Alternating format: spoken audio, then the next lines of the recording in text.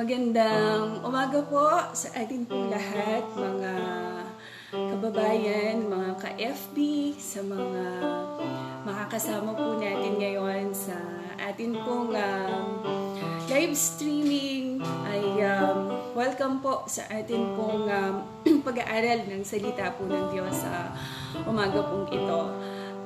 Hello, batiin ko lang yung ilang naunang nakita ko. Pastora Friza, thank you for doing this for me also. And yung ating mga kapatid po dyan,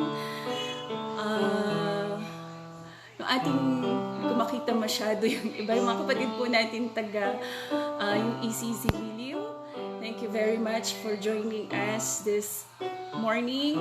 Bago po ako magpatuloy ay gusto ko po munang magpasalamat sa lahat po ng mga bumati at nakaalala po kahapon ng aking pong kaarawan, sa lahat po ng nag-drop by ng mga greetings sa FB, sa Messenger, sa text. Maraming salamat. And those that nag-extra effort para ma-extend po yung blessing sa atin. Thank you very much po. It has been a special day kahapon kahit nasa extreme community quarantine po tayo. Before we start, Shekinah, say hi to them first. Hi, that's Shekinah po, my daughter. So, bago po tayo dumako sa salita po ng Diyos, umaga pong ito ay let me just invite you na magsimula po tayo sa isa pong panalangin. Right, wherever you are, ay dumako po muna tayo sa isang short prayer this morning. Hallelujah. Our Heavenly Father, salamat po Panginoon sa umaga pong ito, sa pribilehyo na minsan pa binigay mo po sa amin upang kami po ay magkasama-sama, although this is via technology.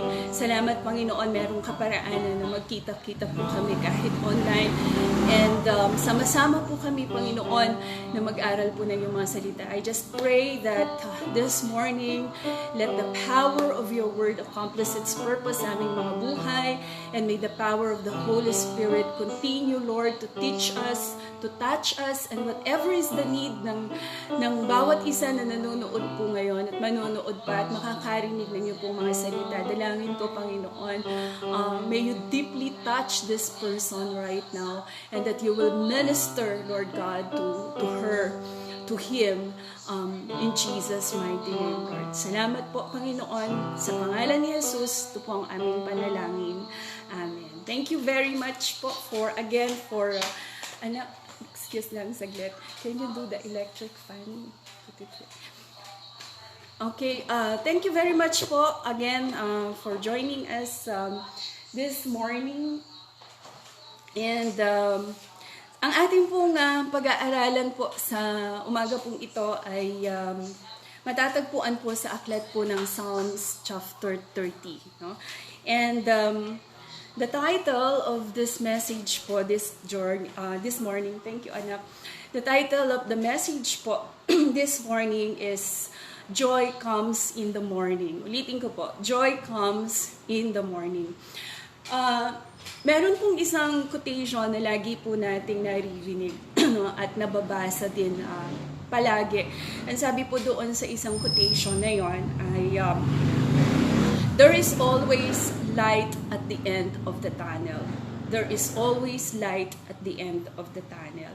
Tunay nga po na anuman yung pinagdadaanan po natin ay sa bandang dulo palagi pong merong liwanag. Palagi pong hindi po nagtatagal yung dilim. Kung meron man tayong pinagdadaanan, darating at darating yung liwanag. Kung meron mang kalungkutan, darating at darating po yung kagalakan sa oras na binigay po ito ng Panginoon sa atin. Kahit nga, naalala ko po yung sinabi, nabasa ko ito sa isang FB account ng former ATS professor ko, Sir Nolly. Sabi, may nakalagay doon sa FB niya, sabi, even the darkest night kahit daw yung pinakamadilim po na gabi ay lumilipas din at dumarating po ang bukang liwayway. And I hope today, as you listen to this message, today, as we hear the message of God, magdala po ito ng iba yung pag-asa sa atin dahil ano man yung pinagdadaanan natin, joy will surely comes in the morning. Ang galak ay dumarating po sa umaga. At sana sa araw pong ito ay kung hindi man lahat, no, yung iba sa atin, this is gonna be a joy day. No? Ito ay araw ng kagalakan para sa iyo at para sa akin. Ang Psalms 30 po, no, as I proceed this morning, ay ito po, as if you're going to look at your Bible right now, if you have it with you, no, sa inyo pong bahay, ito po ay isinulat po ni Haring David. At actually, ang karamihan ng nakasulat po doon sa taas ay this is a song used, no, for the dedication of the temple. Pero alam niyo po, si David, kinumpose po niya itong song na to, even though this is for the dedication of the temple, long before pa. Kasi yung temple, I think I have a preaching, no, na hindi po si David yung nagtayo ng templo, nag-prepare lang siya. It was actually his son, no? Kasi sabi nga ng Lord sa kanya, he's a man of war, he's a man of blood. So yung anak niya ang nagtayo, which is Solomon. But long before the temple, long before, no? Imagine ang galing, no? Yung heart ni David, makikita natin. Long before the temple, na itayo po siya, nakalikha na po siya ng isang awitin, no, dedicated for this. So, karamihan po, bagamat hindi niya nakita yung dedication ng temple, but, you know, this song was already composed by David. Karamihan po sa mga awit, no, ang awit kasi, ang Psalms ay iba yung kanyang genre o yung uri po ng kanyang pagkasulat. Yung ibang mga aklat sa Biblia ay kadalasan ito po ay ang Diyos ay nangungusap sa pamamagitan nito directly sa atin.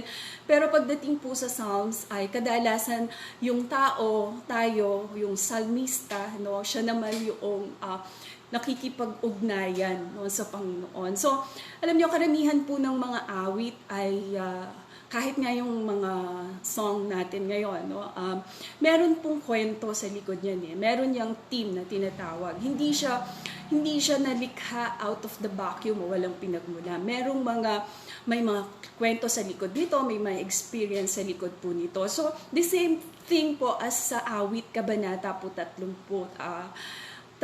no, Psalms 30, the theme, no, yung pinaka-tema nito pong awiting ito ay it's a personal thanksgiving, no, for God's repeated care and deliverance over the course of life. Makikita po natin dito yung pagpapahayag ng pasasalamat, no, ng sumulat, particularly ni Haring David, doon po sa paulit-ulit na pagkalinga po ng Panginoon at pagliligtas po ng Panginoon, no, anuman ang sitwasyon at kalagayan po niya sa buhay. The title itself, ano po, speaks of David's experience. Nagpapakita ito noong kanya pong naging karanasan sa kanya pong buhay. At ngayong pong umaga ay tingnan po natin sa kanya, sa atin ng mga reader, no, sa panahon po ngayon ng Psalms 30. Ito po ay nagtuturo po sa atin, meron pong 4 na gusto kong i-share sa atin ngayong umaga. 4 things, no, na itinuturo po sa atin ng Psalms 30 that teaches us or directed us what to do, whatever situation we have. Ito po yung nagtuturo sa atin, anuman yung sitwasyon natin, pinagdadaanan sa ngayon, extended man yung ating ECQ, yung ating pong Enhanced Community Quarantine hanggang May 15 dahil part tayo sa Calabarzon nito at sa iba pang part ng Luzon, anuman yung sitwasyon na meron po tayo ngayon, ito po yung sinasabi sa atin ng salita ng Diyos na marapat po nating gawin.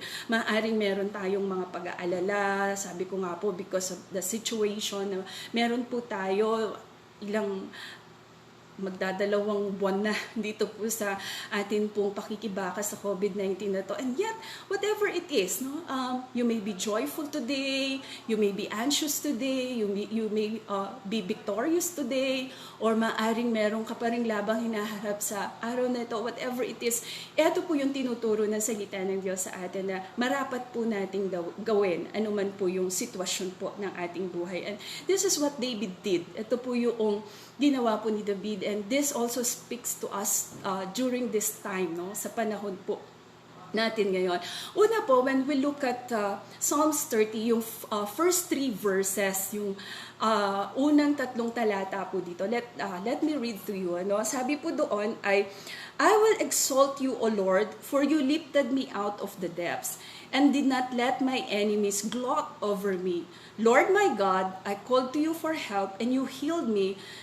You, Lord, brought me up from the realm of the dead. You spare me from going down to the pit. The first thing that ginawa po, no, ni David, and this is also what the Word of God is teaching us this morning, na marapat nating gawin anuman po yung sitwasyon ng ating buhay. The first one is the decision to worship God. Ulitin ko po, the first one is the decision, no? Yung bang pagkakaroon po ng disposisyon na anuman yung atin pong pinagdadaanan ay meron tayong disposisyon, meron tayong desisyon na sambahin pa rin po natin ang Panginoon.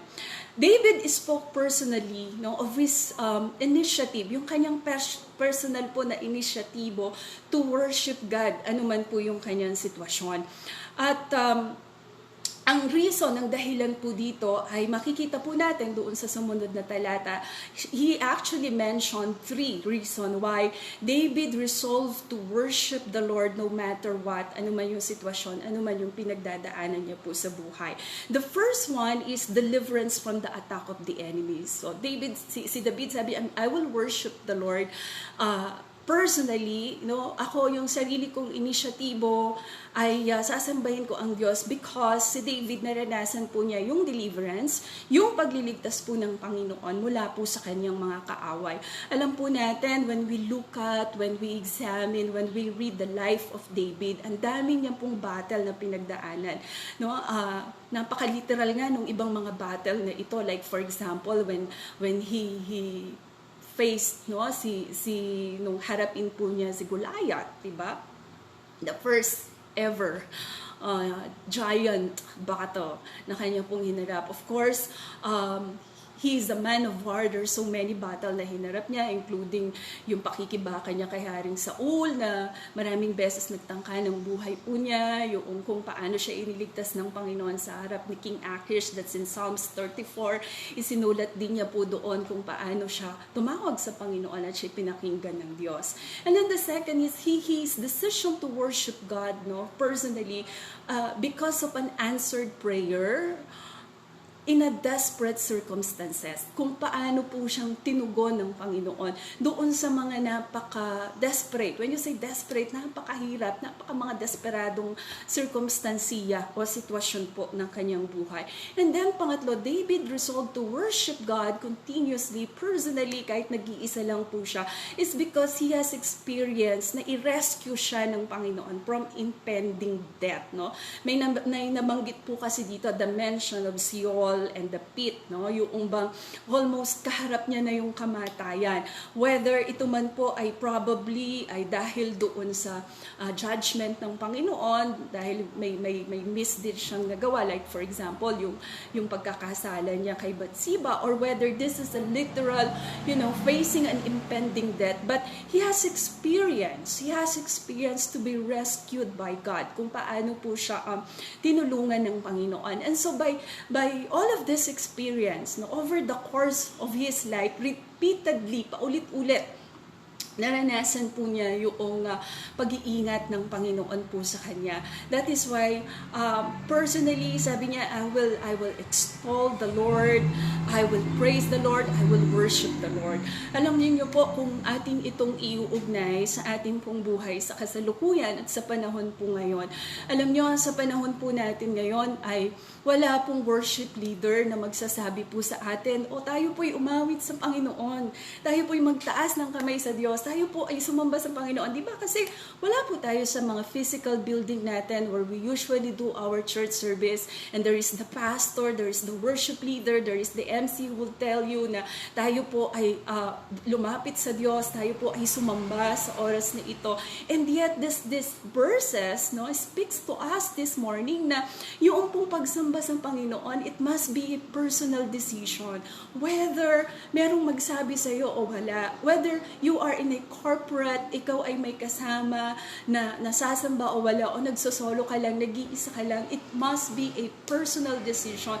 It must be your own initiative, saan mang sulok ng lugar ng iyong tahanan na naroon po tayo ngayon. Ang pagsamba sa Diyos ay hindi po dapat malimitahan. Kung nasaan man tayo, we can still, it must be, sabi ko nga ngayon, ay mas genuine siguro kasi, it's your own initiative. Nobody is telling you to go to church. Nobody is telling you to stand up and praise the Lord and worship the Lord. It's just, during this time, nawa po ay masumpungan po tayo ng Diyos. At ito yung ating marapat po na gawin sa mga pagkakataong ito.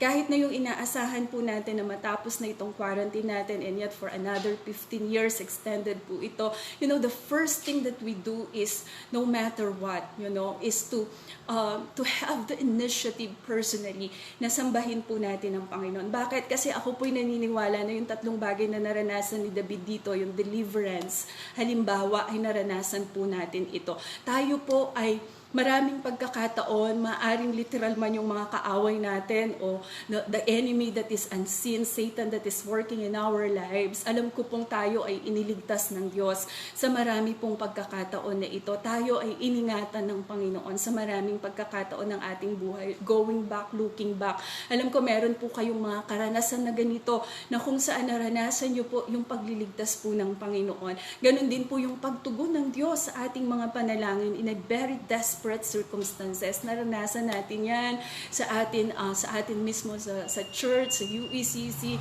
Lili, we have experienced that. Ito lang pong mga nakaraan. Lahat ng mga nakakaalam ng situation po ng isang kapatid natin na nagpositibo sa COVID. Lahat tayo desperately lumuhod tayo sa Panginoon. Naranasan natin yung pagtawag sa Diyos, and indeed the Lord answered us. Tinugon tayo ng Panginoon. Tumugon ang Diyos sa panalangin natin. Negatibo itong ating kapatid na to, at marami pang ginawa ang Diyos sa atin habang tayo po ay nananalangin. And that is enough. Yun po ay sapat na para hindi natin makalimutan na nasambahin at pasalamatan natin ang Diyos, sapagkat ang Diyos ay hindi bingi sa ating mga panalangin. And to be rescued from impending death. Maaring yung iba, hindi pa po ito nararanasan, pero yung mga iba na araw-araw sa panahon na to, for example, sabihin natin yung mga frontliners po natin, whether they are doctors, nurses, health practitioner, whether ito po yung mga kapulisan, sundalo, yung ating mga barangay kagawad, diba? Yung mga nasa LGUs na araw-araw humaharap po sa banta ng kamatayan ng COVID. And yet we know that every day, as we wake up in the morning, we have good health, we have life. The Lord is rescuing us every day. These people are being rescued every day by the grace of God. And this is enough, mga kapatid. Ito po ay sapat na, just like what David says. I will extol the Lord forever. I will praise His name. I will worship Him. So, ito pong bagay na ito, this is one thing that we need to do, every day of our life, even during this time na we are being locked down in the four corners ng ating pong iba't ibang pong mga tahanan po natin. So, mga kapatid, ay napakahalaga po nito because worship is, aside from it's a corporate na ginagawa po natin, it is also a personal decision. Pangalawa po, this Psalms also teaches us, kung yung una is teaches us to make the decision or our own personal initiative to worship the Lord. Second po is, it teaches us to wait for the joy day. To wait for the joy day. In verse 4, ito po yung isa sa mga famous verse sa Psalms 30. Kasi ang sabi po doon ay, weeping may last for a night, but rejoicing comes in the morning. Hallelujah. Praise God to that. From personal, mula po doon sa personal na decision na sumamba sa Panginoon, ay David here, you will see, no? David here invited the congregation to join him to worship God. Kanyang iniimbitahan yung iba, the congregation, to worship God during this time. Why? Because, again, sabi po doon, weeping may last for a night, but rejoicing comes in the morning. When you talk about weeping, no, ang weeping po ay, it's not just about crying, no? Kasi pag yung sinabi mong umiiyak, di ba, may pain doon, meron ng pain doon. Pero when you say weeping, yung pananaghoy, yung ano pa bang mas malalim na Tagalog ng weeping, yung bang malalim na pag-iyak na it signifies an intense, suffering and pain when you weep. Sabi nga, pagka ikaw ay ganun klase yung ating pong pag-iyak, no? Yung weeping natin, no, ay ito po, it comes in two forms, no, para sa isang mananampalataya.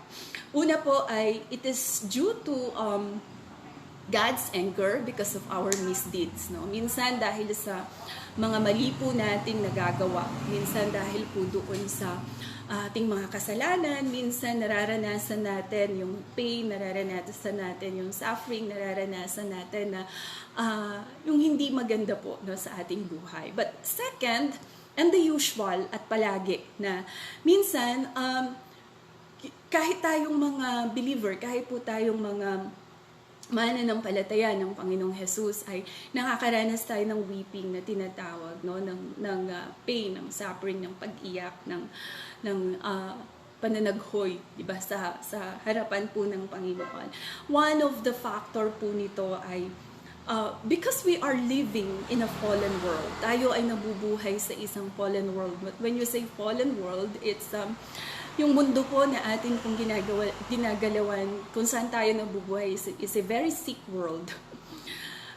Why? Because here, makikita po natin, especially right now, di ba, napaka-vivid, ano po nitong panahon na ito na we see pains, diseases, sickness, we see suffering all around us. Di lang sa ating bansa, globally, we see yung pain ng pagkawala ng mga mahal sa buhay na hindi nabibigyan ng mga seremonya, hindi nasisilip dahil minsan kapag COVID yung kinamatay, diretso na po sa cremation, walang mga formal na pagpapaalam and everything, and this is very painful. We see deaths, no? Bagamat tumataas na yung number ng bilang ng gumagaling, salamat sa Panginoon kaysa doon sa mga namamatay dahil po sa COVID. But the reality is, ito po yung mundong ginagalawan natin. A fallen world where we as a believer of the Lord Jesus Christ can also experience such thing. Hindi tayo exempted doon po sa bagay na yun. And yet, we know that God has a purpose for all of this. Ang Diyos ay merong dakilang layunin. Diba? Hindi man natin maintindihan, sabi ko nga po. And yet we know that the Lord has a purpose sa lahat pong ito. So, the good thing here is, no, maranasan po man natin yung weeping na tinatawag. The good news is, whether this is by God's judgment or whether this is a cause ng ating fallen world, saan tayo nabubuhay sa mundong ito na puno ng dusa, na puno ng lungkot, na real yung pain and suffering na pwede po nating maranasan, sakit man, gutom man, kawalan man ng trabaho, kawalan man ng mahal sa buhay, o kung ano pa man po yung pwede nating maranasan. The good news is, this will both, pareho po ito, it will come to an end. Why? Because there is a joy day. There is a joy day. What's the joy day? The joy that comes in the morning. Yung joy, sabi doon, pag-iyak ay tumatagal ng magdamag. Ngunit galak ay dumarating sa umaga. It may not arrive soon, like what we have right now, it's not so soon. It may not arrive soon. Ba?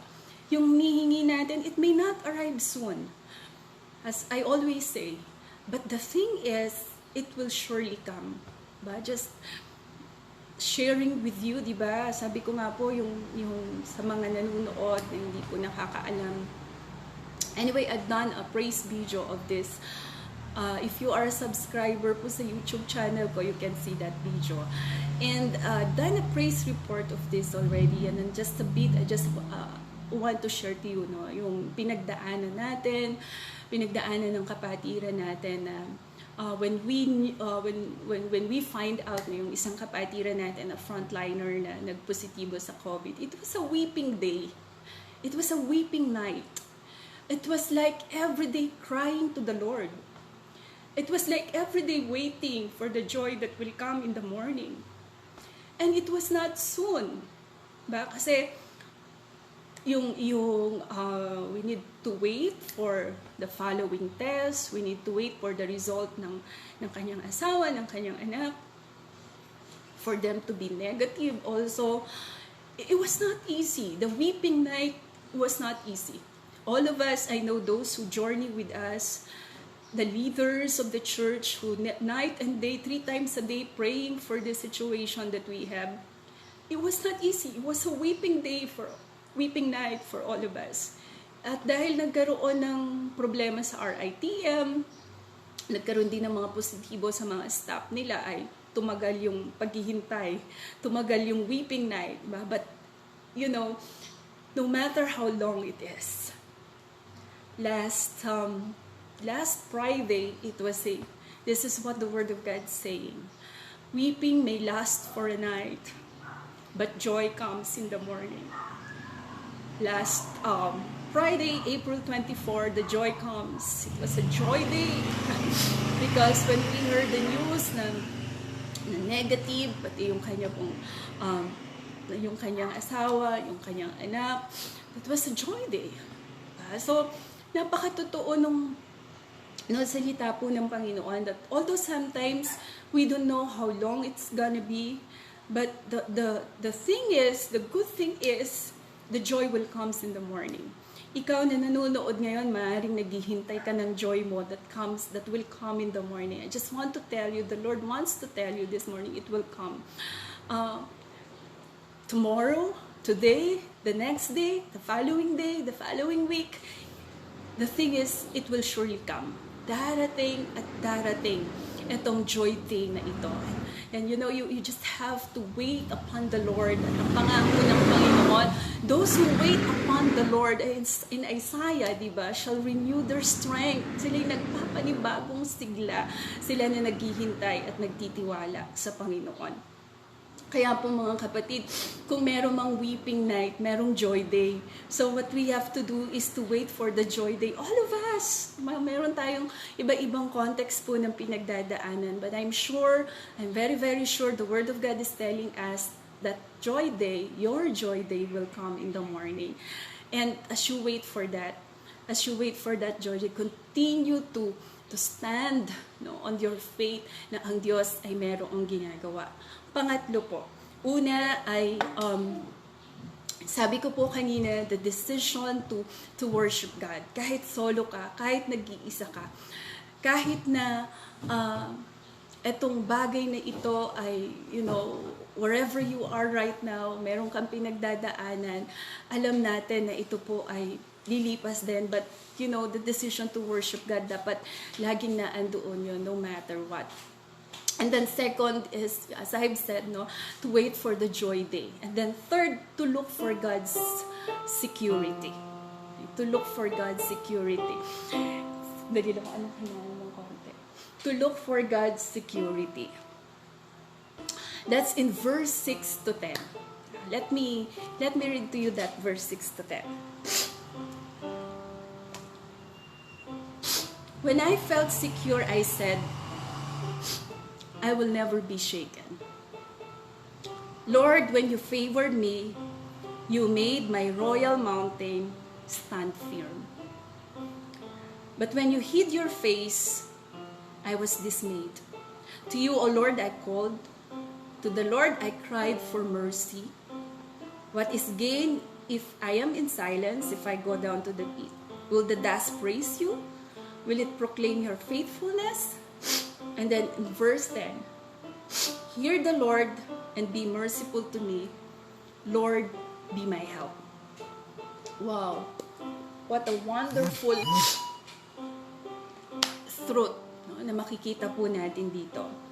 You know, David realized in his life, kahit po siya ay isang hari, no, he realized that God alone is his security.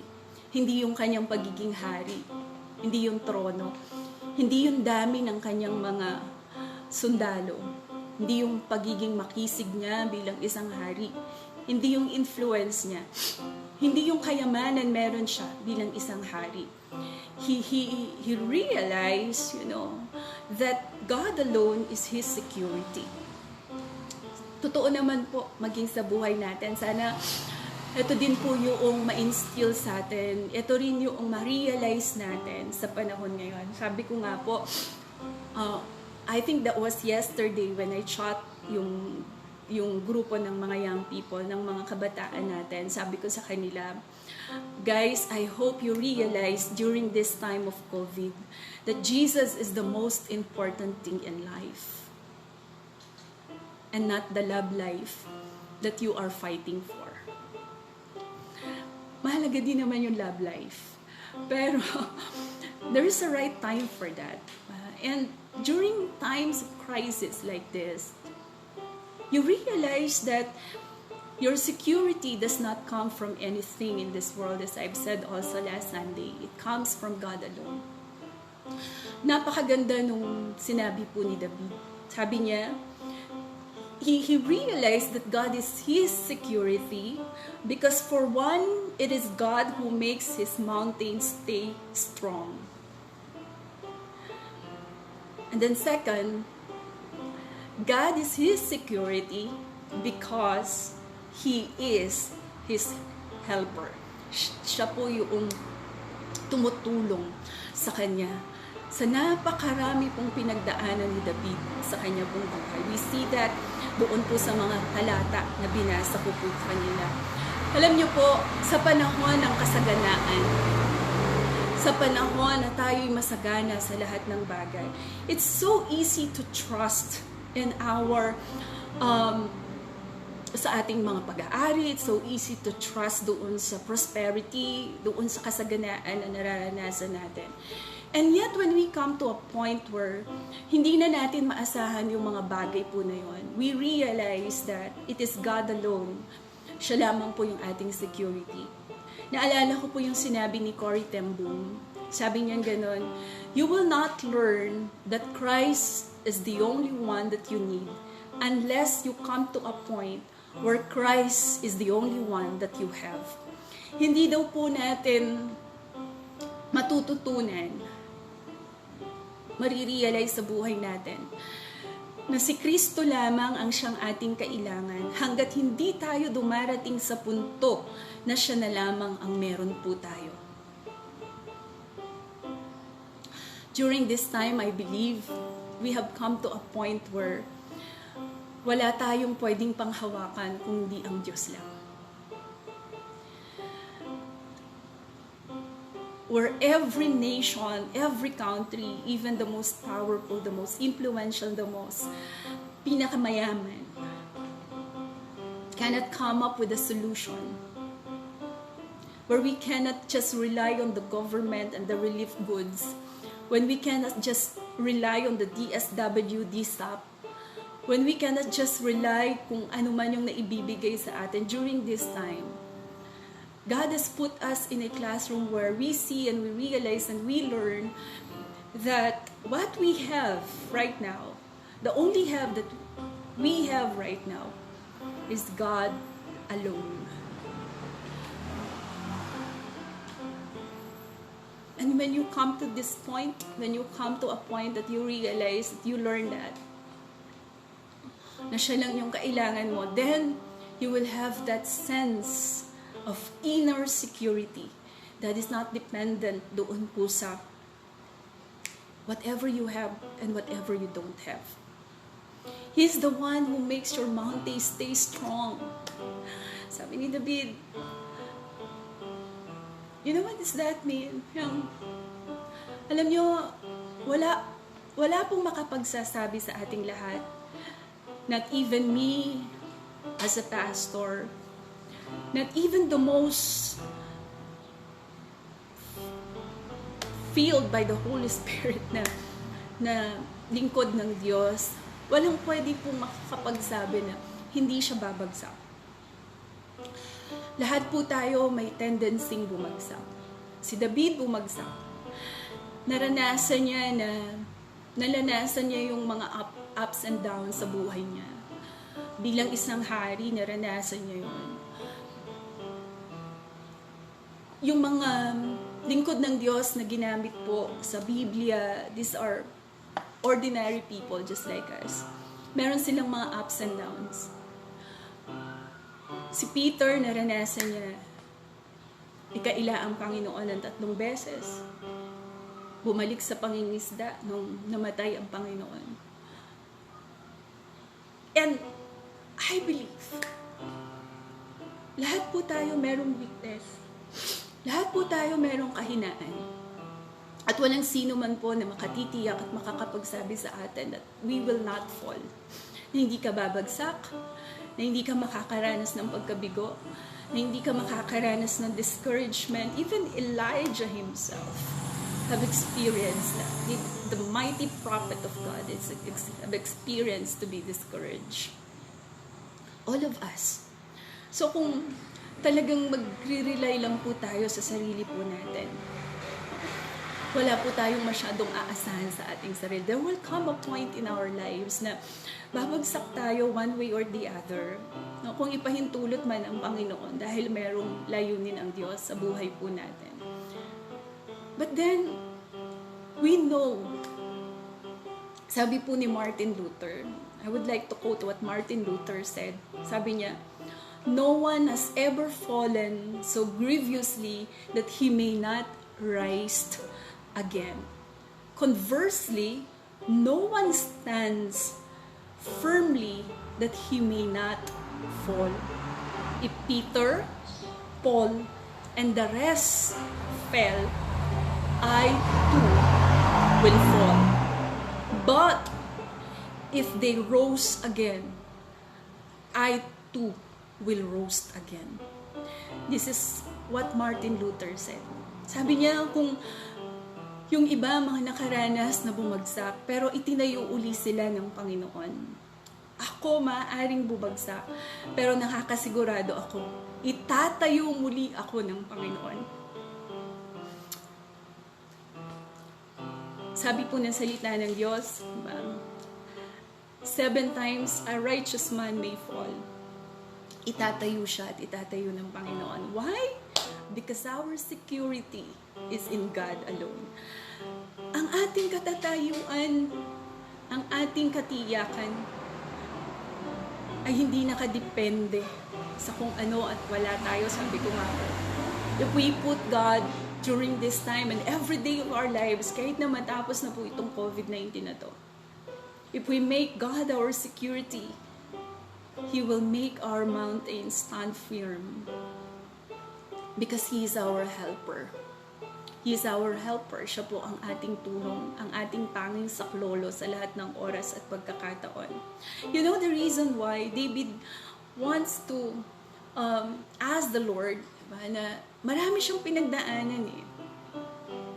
Kung bakit hinahangad lagi ni David ang pagsaklolo at pagtulong ng Panginoon. Kasi may mga nabanggit po siya dun sa ilang talata. But for the very reason, no, for the long life that he's longing for, it's dahil ang gusto po niya ay sa buhay niya, that he may continue to praise God. That he may continue to tell the faithfulness of God. Sabi niya ganon, you know, the soul will not praise you. Kung patay na ako, hindi na kita mapupuri. Siguro ito po ay magandang reflection din po sa atin, mga kapatid, na sometimes we pray for something. We pray to be delivered, we pray to be healed, we pray to be blessed. We pray that our needs shall be provided. Siguro magandang tanongin din natin, for what reason? For what reason do we ask this? David knows. For himself, David knows why he's asking for this. Sabi niya, that I may continue to praise you. That I may continue to tell your faithfulness, O God. Napakabuti po ng Panginoon. Panghuli po. So una, review ko lang kayo. Psalms 30 teaches us, one, our decision personally to worship God, ano man ang sitwasyon ng ating pong buhay.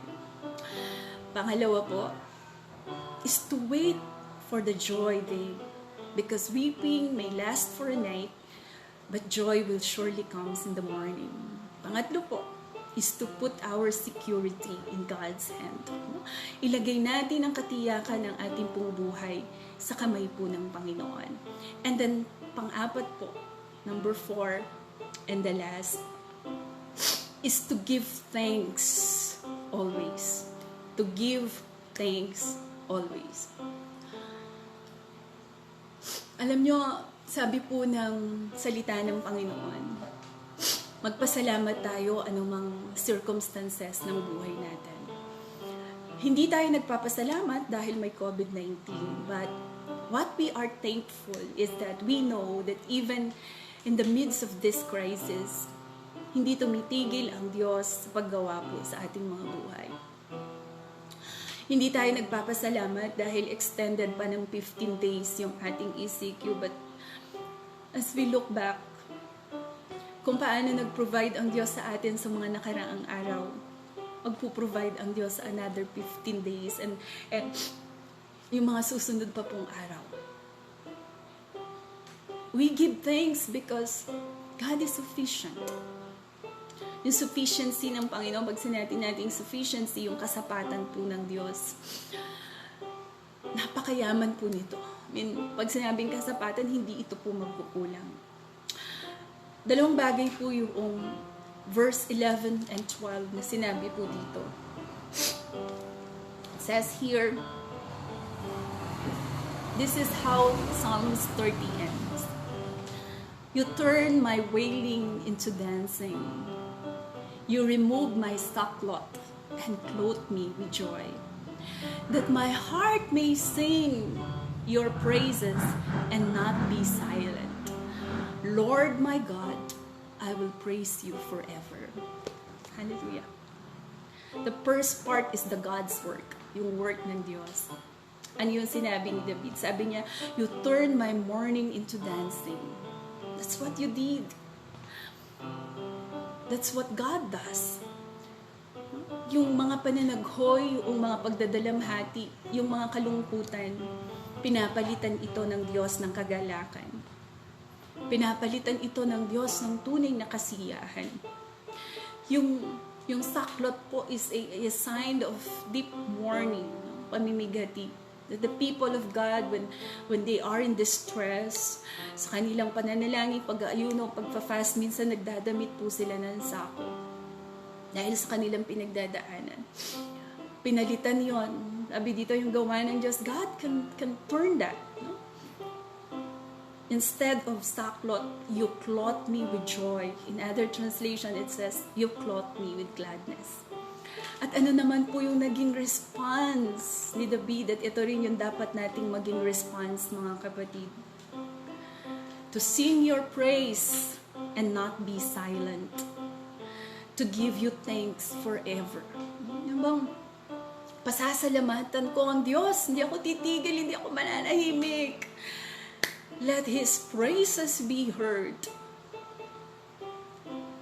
Pasasalamatan ko ang Diyos at hindi ako titigil ng pasasalamat sa Panginoon. To give thanks to the Lord. Napakabuti po ng Panginoon, mga kapatid. Ano man ang ating pong sitwasyon, marapat lamang po na tayo ay palaging magpasalamat sa Panginoon. Kahapon, for the first time na sa napakahabang panahon, I think it's since nire-recall ko po kung kailan ako dinala ng Panginoon sa bayan ng Liliw. I think it was 2005. Kung hindi po ako nagkakamali, when the Lord called me na gawin ang pinapagawa ng Panginoon sa bayang ito.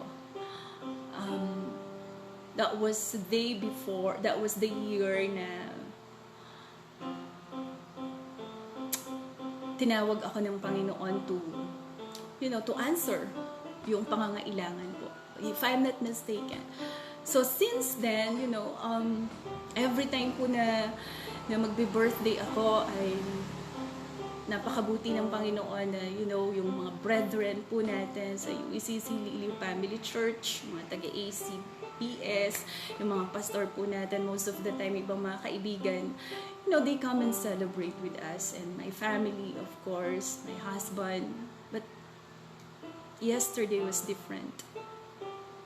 Yesterday, for the first time, was different. Na-miss ko po kayong lahat. Na-miss ko yung asawa ko na wala because of the lack. But I'm still very, very thankful. Very, very, very, very thankful sa Panginoon. Kasi kahit na po yung sitwasyon natin ganito, may mga bagay na mahalaga.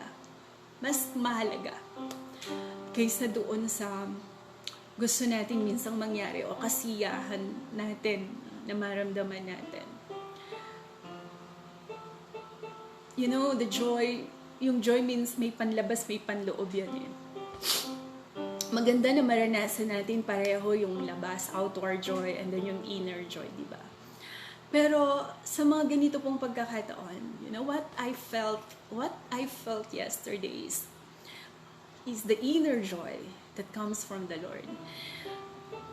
And I just felt so blessed na even though it was a different celebration, really different celebration, but the Lord has His ways of, making me smile,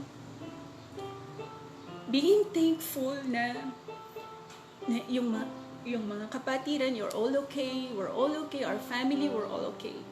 And that's the most important thing in life. That's the most important thing. May mga bagay po na, sana ngayong panahon na to, we were able to differentiate ano yung mga bagay na superficial lang, at yung mga bagay na talagang mahalaga. Things that are really important. I hope kung meron mang itinuro itong sitwasyon po natin na ito, I hope those things help. So to give thanks, ano man yung sitwasyon, ano man po yung panahon ng ating pong buhay.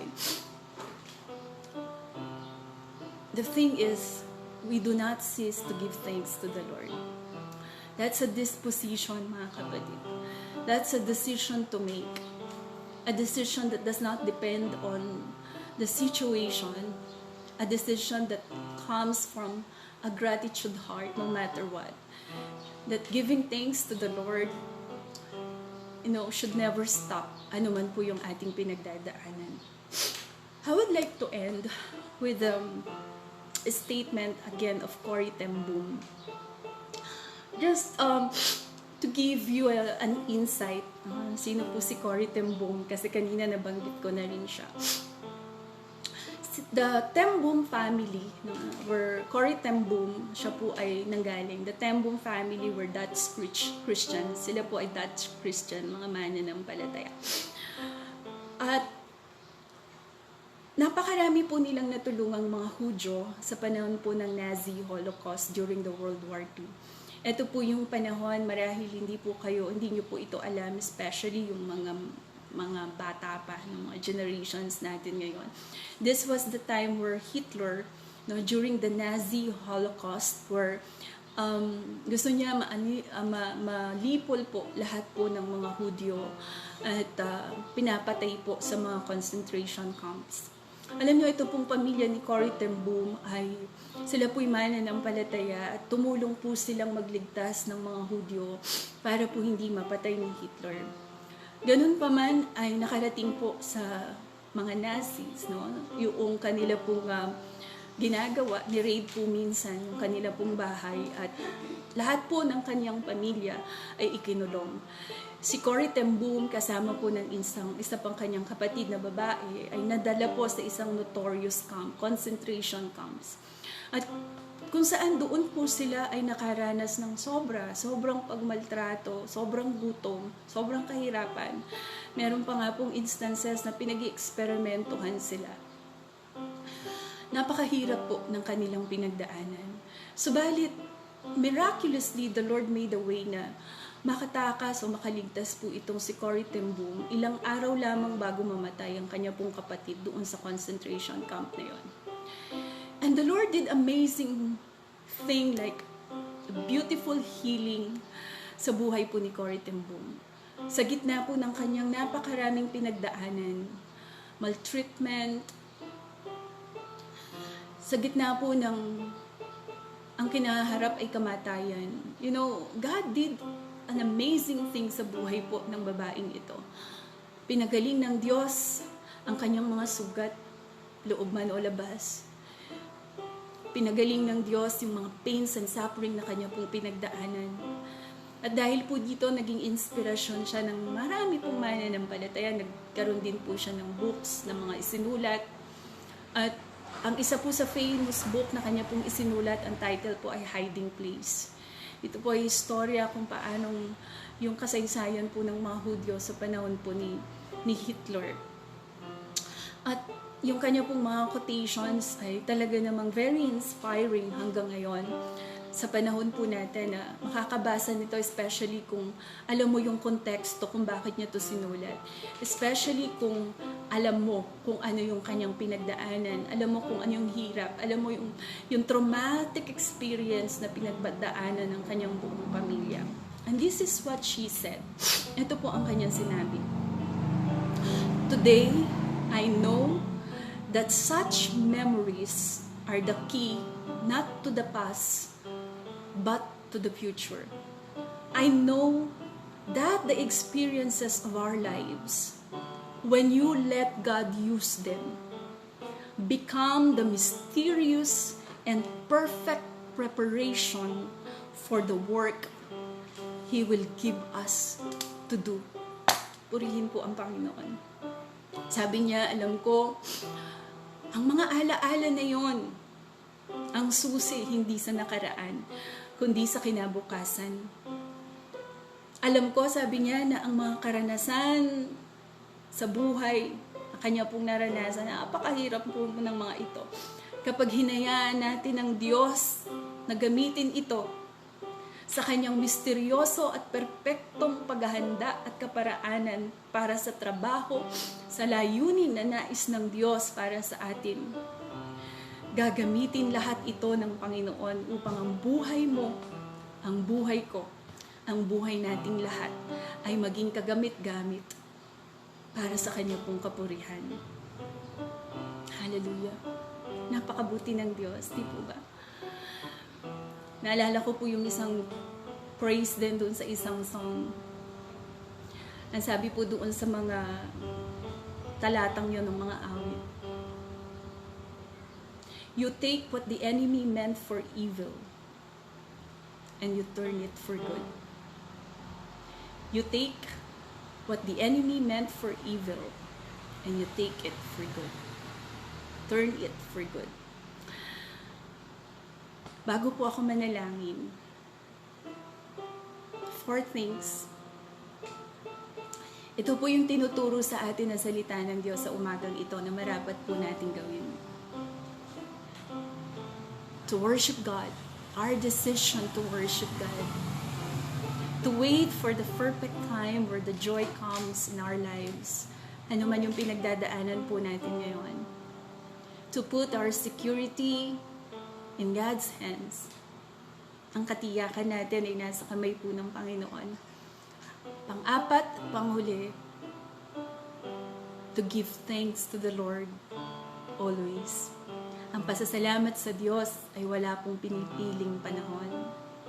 At anuman po yung meron po tayo, whatever life experiences that we have, Whether, sabi ko nga po, whether they are good or not so good situation. Whether they are victories or defeats. Whether they are laughter or sorrows. Sickness or health. Ang lahat pong ito ay magkakalakip-lakip para pa rin sa ikabubuti natin. Sapagkat ang Diyos po ay maalam. Maalam po ang Diyos. Alam po ng Diyos ang kanyang ginagawa. So ikaw na nanonood ngayon, I just pray that the Lord will continue to minister to your hearts right now. And whatever it is na dala-dala mo ngayon, pinagdadaanan mo ngayon, I just pray that the power of the Holy Spirit will work to you right now. And I just pray that the Lord will continue to minister to you. Napakasarap po na mabuhay sa pagkalinga ng Panginoon. Joy comes in the morning, mga kapatid. Tayo po'y manalangin. Hallelujah. Kulang po ang aming mga salita upang pasalamatan ka, Panginoon, sa iyo pong kabutihan. Kulang po, Panginoon, ang lahat ng aming sasabihin kung, just para i-describe, ilarawan kung sino ka po sa aming mga buhay. Lord, dalangin ko, siya po na nanonood ngayon. Maaaring meron siyang pinagdadaanan. Maaaring may gumugulo po sa kanyang kaisipan. Maaaring meron po siyang hinihintay. Maaaring meron po siyang panalangin, Panginoon, na hinihintay niya ng kasagutan. Salamat sa katiyakan ng iyong pong mga salita. Salamat, Panginoon, ang iyong mga pangako ay aming pong mapagkakatiwalaan. Salamat na ikaw ang aming security, Panginoon, at hindi ang anumang bahagi sa mundo pong ito.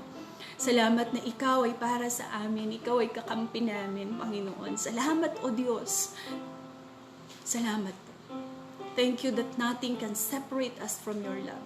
Pagpalain mo po siya na nanonood ngayon. Pagpalain mo po ang bawat isa. And even as we face another 15 days of this ECQ, Lord, we know that your grace will be enough. We know that your mercy, your help, your sufficiency, Panginoon, ito po'y mararanasan namin, Lord. Salamat po. Thank you, Lord Jesus. We bless you and help us to love you more, to worship you more, O God, to thank you more every day of our lives, no matter what. In Jesus' name we pray. Can you say amen with me? Thank you, Jesus. Amen, Lord. Thank you, God. Maraming salamat po sa lahat po ng sumama minsan pa sa atin pong live streaming for today. And if you feel like you want to share this video po, please do so that, if you know somebody or you know people na nangangailangan din po ng makarinig ng salita ng just for encouragement, you can do this. Anak, bago ka umalis, say hi to them again. Okay. Yes, hi. Okay, thank you. So, salamat po for being with us. And I hope that nasa bahay man po tayo, wag po nating kalimutan ang ating pong relasyon, responsibilidad at ugnayan po natin sa Panginoon. God bless po sa ating lahat and thank you very much for joining us today. God bless everyone. Thank you po sa lahat po ng mga nanonood ngayon. Thank you sa aking kaibigan, Elijah Irene, I saw you there. Thank you very much for being with me today. Taga Pampanga po yan eh. Yung aking mga naging estudyante, some of them are also watching, and yung iba nating mga pastors sa UECC, my UECC Lily family in here and in abroad, those from Singapore, those from Hong Kong, from Dubai ba yun? And si Ate Juby from the other part of the globe also. From Dubai, we have also viewers. So, salamat po sa pakikiisa po. Yung mga kapatiran na nasa Manila, I also, kita ko rin po yung iba sa inyo there. Thank you very much. Yung ibang mga kapatiran sa iba't ibang dako ng lugar, ng Laguna, ng Pilipinas, at sa ibang dako ng ibang bansa. Maraming salamat po. Have a blessed Sunday, everyone, and stay safe. Stay home, stay safe. Salamat po. God bless everyone.